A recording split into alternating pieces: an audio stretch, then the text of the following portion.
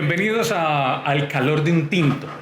Hoy, iniciando ya ni este 2021, arrancó en forma esta carrera electoral. Estamos en un año preelectoral y eso marca definitivamente la agenda mediática y la agenda política de todo el año.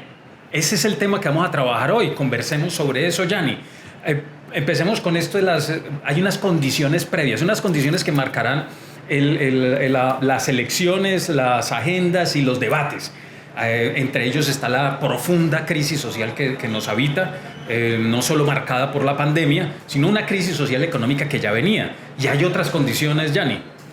Habíamos hablado en el anterior programa, Alfonso, y es que hay un hartazgo de la gente. La gente está en este momento sin trabajo, la condición de la pandemia ha llevado a quiebras absolutas a pequeños y medianos empresarios. Las personas están nuevamente con los trapos rojos en las casas y lo que uno observa es que el manejo que el gobierno le ha venido dando a esto es por arriba, es decir, con los empresarios, con las personas que tienen capital, pero no con las personas que por el contrario requieren de más ayuda en estos momentos de catástrofe, digamos, médica. Y a eso se le suma que solo 2021 ya llevamos un número de masacres importante, es decir, el orden público y las tensiones territoriales aumentan. Lo mismo el asesinato de líderes sociales que parece no detenerse ante el silencio cómplice también de las autoridades y también con unas salidas en falso del gobierno. Porque cuando uno analiza la propuesta de cabecera del gobierno y con la cual presuntamente gana las elecciones, es que vamos a aplicar lo que ellos llaman la seguridad democrática. Y pues ha incrementado los cultivos y las masacres por narcotráfico, pero también de líderes sociales, también de excombatientes, también ha incrementado la violencia social más ligada a temas de carácter ordinario. Entonces, lo que demostró es que realmente en temas de crisis no son capaces de mantener el tema de la seguridad. Y a esa pastel hay una cereza y es la corrupción, la campante corrupción. Todos los días estamos escuchando una noticia nueva sobre un caso de no te lo puedo creer, casos de corrupción, pero en el gobierno, en el alto gobierno, y las alianzas con el narcotráfico. Entonces creo que podemos decir que hay unas condiciones adversas que nos dicen que estamos ante un gobierno que no procede para las clases populares. Frente a ese hartazgo, como lo estás mencionando, la gente cansada, se prevé que este bloque de poder que se ha sostenido en el gobierno durante tanto tiempo puede que pierda las elecciones para el 2022. ¿Qué analizar ahí, Yanni? Porque frente a lo que uno observa en el movimiento de redes sociales, en el movimiento sociales, con las organizaciones comunitarias, es que desde abajo se está produciendo un cambio en cuanto a la organización. Entonces, se está previendo que todas esas condiciones adversas que tienen unos responsables, haya un castigo en las elecciones a esos responsables y están sintiendo que efectivamente va a haber una sanción o va a haber unas elecciones totalmente atípicas en el 2022. Eso es lo que ha llevado que incluso ellos mismos, me refiero a los que están en el poder y lo han tenido durante 20 años, pues lo que han indicado es ojo con el 2022, y es porque ya prevén esa pérdida no solo en el Congreso, sino también incluso en la presidencia.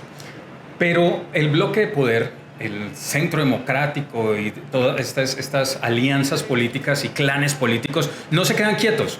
Y como saben, y ya han mandado el mensaje que saben que pueden perder el poder, se empezaron a mover. ¿Cuáles serían como esos movimientos que están haciendo previo para adelantarse y poder continuar con el poder a pesar de todas las condiciones que acabamos de describir? Pues básicamente se mueven en varios aspectos, pero vamos a resaltar como los más importantes. El primero es la reforma que presentaron al Código Electoral, que obviamente siempre se encubre con algunas cosas positivas: incremento paritario en participación de las mujeres, aumento del horario, pero esto se cubre con las 3 formas de nuevo voto que se plantea: el famoso voto electrónico o mixto o el voto por correspondencia, que no tenemos esas condiciones, y al no tener esas condiciones estaríamos improvisando en la próxima elección, es decir, que cualquier cosa que ocurra puede ser adjudicable no a la corrupción, sino al sistema de registraduría o al sistema electoral. Entonces, en ese sentido, es una apuesta muy, muy peligrosa que es para experimentarla allí.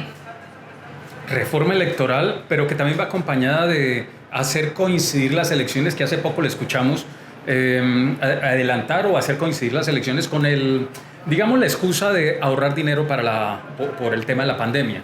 Eso es bastante delicado porque lo que se está buscando es que en una sola elección, es decir, en mayo, la última semana de mayo, el último domingo de mayo, se vote no solamente por presidente, sino que también se vote el Congreso, y esto lo que facilita es que la maquinaria no tenga que invertir dos veces, digamos, y lo nombro invertir porque así es como ellos lo entienden, como un negocio, pero tengan que gastar dinero entregando a los electores en sus campañas electorales. En este caso solamente invertirían una sola vez. Entonces, claro, parece que no que fuera un ahorro para el Estado, sino un ahorro para los clanes políticos. Entendería uno la propuesta así, de esa forma. Pero ahí ya se están advirtiendo algunas situaciones de posibilitar o fisuras para posibilitar también la manipulación y el manejo. Entonces tenemos reforma electoral a hacer coincidir las elecciones, y ahora mediáticamente están dando muy duro con las revocatorias. Ese sería otro tema clave.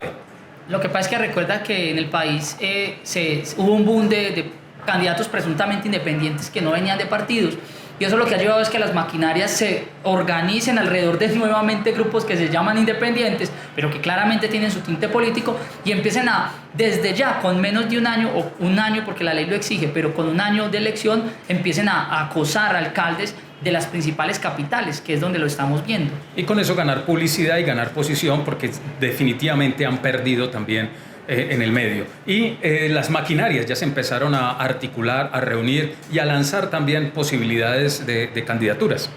Porque lo que preocupa también, Alfonso, es el tema del registrador.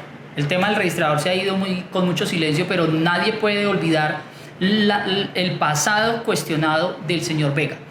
Viene de apoyo de la niña política, viene del apoyo de exmagistrados, de cómo llegó a la registraduría con una situación que incluso jocosamente Ariel Ávila hablaba de que era más fácil ganarse el baloto que haber sacado ese puntaje, y sin embargo lo logra, que apunta claramente a corrupción, y entonces es poner un aliado suyo para que sea el que cuente, y sabemos el adagio popular que el que cuenta es el que decide. Lo mismo con la Procuraduría y las reuniones que estamos escuchando de los clanes políticos, ¿no? Serían otras movidas que se están generando para no perder el poder. Y frente a ello, entonces, lo que uno observa es cuál sería entonces esa propuesta, qué es lo que se está moviendo de manera alternativa para retomar, para contener, digamos, este tema de los clanes. Y lo que uno observa allí es que precisamente habría que rememorar a Camilo Torres cuando hablaba de los no alineados, que en su momento y en los 60 pues se refería a esas personas que no votaban por digamos, el directorio liberal o conservador, sino que no iban a las elecciones precisamente porque no se sentían representados por ninguno de estos dos partidos. Entonces siempre la convocatoria iba precisamente a esos no alineados, que en ese momento incluso eran la mayoría, y hoy podría entenderse como esos abstencionistas. Y hoy podríamos decir, como lo plantea Gustavo Bolívar, llegar a los no conectados. Muchas de las discusiones se están dando y se están alimentando en redes, y son muy, muy, muy interesantes y muy profundas, pero ¿qué hacer con las personas que no tienen ese acceso y que es un grupo mayoritario también de la población?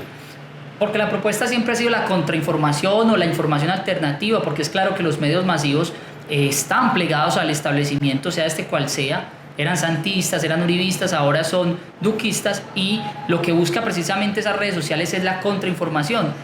Y lo que uno observa es que está funcionando, porque muchas personas se cuestionan. Claro, hay fanáticos y hay de lado y lado cuestiones que pueden ser reprochables, pero el mensaje de que hay que apostarle a un Congreso distinto, de que hay que apostarle a una transformación, eso está llegando a unos espacios donde antes no era posible. Bien, entonces tenemos también un reto, y es la pedagogización. Cómo poner el debate, cómo elevar la discusión, cómo hacer que le llegue este mensaje a más colombianos para que tengan criterios suficientes para tomar decisiones, llegar a unas elecciones con bastante y suficiente información crítica para poder tomar una decisión acertada, sobre todo pensando que requerimos urgente un cambio, pero que también las confusiones en el camino se pueden presentar. Sí, yo creo que para ir cerrando, Alfonso, es esa la apuesta. La apuesta es acceder a información diferente, de medios alternativos, de redes sociales, a buscar en esos grupos y espacios de familia, de trabajo, de universidad, de barrio, poder informarse y poder transmitir lo que tú hablas de la pedagogía, poder servir esa pedagogía pueda servir para estar bien informados y tomar una decisión sobre todo bastante democrática. Bien, llegar a los no alineados, llegar a los no conectados, y ese sería nuestro gran reto para pedagogizar. Bien, invitarlos también a que ingresen a nuestra página www.cavilando.org y a nuestra editorial. Ahí encontrarán una revista semestral y varias publicaciones, libros, en tanto editorial, para que son de libre acceso, para que puedan tener acceso también a otra información.